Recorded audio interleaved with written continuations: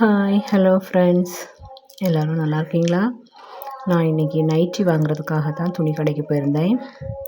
வாங்க, நான் எந்தெந்த நைட்டி எல்லாம் பார்த்தேன், அப்புறமா எந்த நைட்டி வாங்கினேன் அப்படிங்கிறத பார்க்கலாம். உங்களுக்கு எந்த நைட்டி பிடிச்சிருந்துச்சு அப்படிங்கிறத கூட கமெண்டில் சொல்லுங்கள். யாருக்கெல்லாம் நைட்டி பிடிக்கும்னு கமெண்டில் சொல்லுங்கள். அப்புறமா நான் வந்து காட்டன் நைட்டி தான் வாங்குவேன். இது வந்து பாலிஸ்டரும் சேர்ந்ததுனால இது வாங்கலை. காட்டன் நைட்டியாகவும் இருக்கணும், நம்ம பட்ஜெட்டுக்கு தகுந்தாப்புலேயும் இருக்கணும். அதனால் நான் கொஞ்சம் நேரமாக நைட்டியெல்லாம் பார்த்துட்டே இருந்தேன். எந்த நைட்டி நல்ல பியூர் காட்டனாக இருக்குது, இது வந்து நம்ம பட்ஜெட்டுக்கு தகுந்த மாதிரி இருக்குது அப்படின்னு ரொம்ப நேரமாக பார்த்து பார்த்து செலக்ட் பண்ணிகிட்டே இருந்தேன். எனக்கு வந்து சுடிதார் கட்டிங் நைட்டினா ரொம்ப பிடிக்கும். இந்த தடவை நாங்கள் போயிருக்கும்போது வந்து அந்த கடையில் அவ்வளோவா கலெக்ஷன் இல்லை. சில நேரம் போனீங்கன்னா நம்ம பார்த்தோன்னா நிறைய கலெக்ஷன் இருக்கும். இந்த தடவை அவ்வளோவா இல்லை. சரி, வந்ததுக்கு ஏதாவது ஒரு நைட்டியாவது எடுத்துருவோம், அப்புறமா ஒரு 2 மாதம் கழித்து வந்து அடுத்த நைட்டி எடுத்துக்கலாம் அப்படின்ட்டு ஒரே ஒரு நைட்டி மட்டும் எடுத்துகிட்டு வந்துட்டேன்.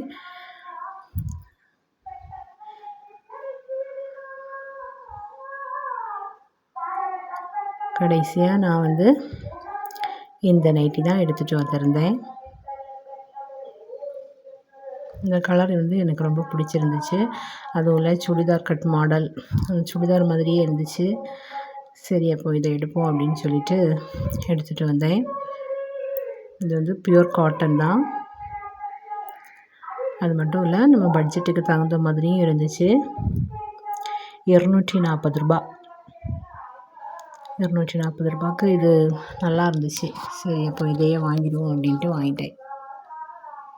போட்டு பார்க்கும்போது கொஞ்சம் பெருசாக இருந்த மாதிரி இருந்துச்சு.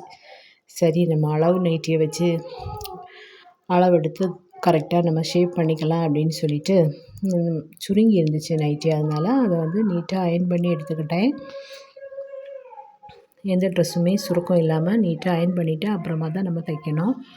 அயர்ன் பண்ணதுக்கப்புறமா இந்த புது நைட்டியை வந்து உட்பக்கமாக திருப்பி நம்ம எடுத்துக்கணும். திருப்பி எடுத்து மேசை மேலே போட்டாச்சு. இப்போவும் ஷோல்டரை நல்லா பிடிச்சி விட்டுட்டு சுருக்கம் எதுவுமே இல்லாமல் நீட்டாக தேய்ச்சி விட்டுக்கணும். அப்புறமா நான் அளவு நைட்டி எடுத்தேன். அளவு நைட்டியுமே கொஞ்சம் சுருங்கி இருந்ததுனால அதையும் நல்லா அயர்ன் பண்ணி எடுத்துக்கிட்டேன்.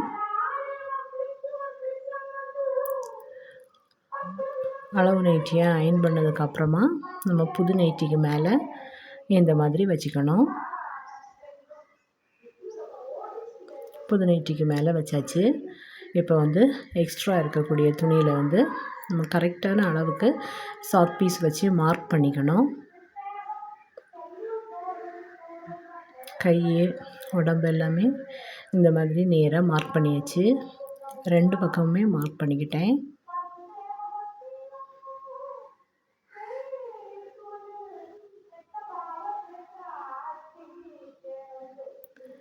சைடெல்லாம் மார்க் பண்ணதுக்கப்புறமா நைட்டியோட கீழ்ப்பக்கத்தை மார்க் பண்ணிக்கணும்.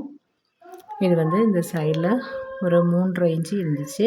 அப்போ சைடில் வந்து 3.5 இன்ச்சு மார்க் பண்ணிவிட்டு நைட்டியோட நடுப்பக்கத்தில் வந்து 3 இன்ச்சு வச்சு ஒரு வளைவு வர்ற மாதிரி நம்ம மார்க் பண்ணிக்கணும். நடுப்பக்கத்தில் ஒரு 1/2 இன்ச்சு தாழ்த்து மார்க் பண்ணிக்கணும்.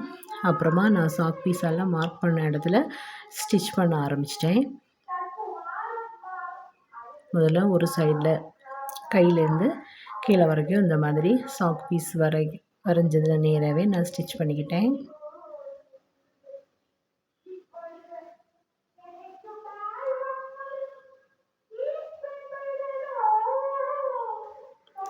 அப்புறமா வந்து இதே மாதிரி அந்த பக்கமும் நம்ம சாக் பீஸெல்லாம் மார்க் பண்ணின அதே இடத்துல ஸ்டிச் பண்ணிக்கலாம்.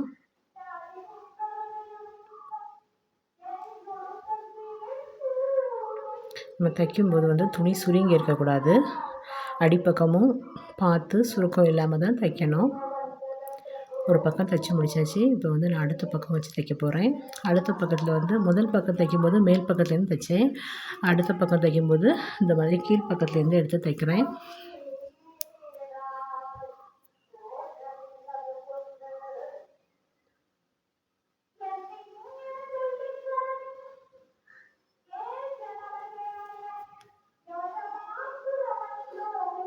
இதை மாதிரியே நைட்டியோட 2 பக்கமும் தைச்சி முடித்ததுக்கப்புறமா நைட்டியோட நீளத்தை வந்து நம்ம மடக்கி தைக்கணும்.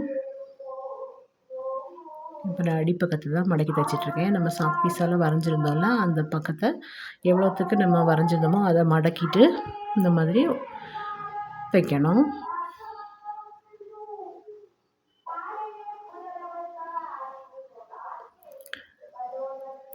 தைச்சி முடித்தாச்சு.